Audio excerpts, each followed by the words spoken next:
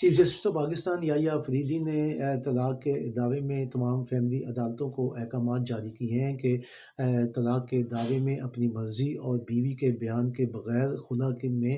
دعوے کو تبدیل نہ کیا جائے، کیونکہ خلا کے دعوے میں عورت جو ہے وہ حق مہر سے محروم ہو جاتی ہے۔ تمام شبہات کو آپ نے سامنے رکھنا ہے اور دیکھنا ہے کہ وہ کس بنیاد کے اوپر طلاق جو ہے وہ حاصل کر رہی ہے۔ طلاق کے دعوے کو خلا میں تبدیل جو ہے وہ نہیں کیا جا سکتا۔ چیف جسٹس کی عدالت میں ایک خاتون نے حق مہر کے حوالے سے جو ہے وہ اپیل دائر کی تھی، جس میں کہا تھا کہ ماتحت عدالت نے میرے طلاق کے دعوے کو خلا میں جو ہے وہ تبدیل کر دیا ہے، لہٰذا میرا حق مہر جو ہے وہ مجھ کو دلوایا جائے۔ جب چیف جسٹس آف پاکستان نے سماعت کی تو دیکھا تو اس میں خاتون تھی، اس نے طلاق کا دعویٰ دائر کیا تھا، اور ساتھ ہی اس کے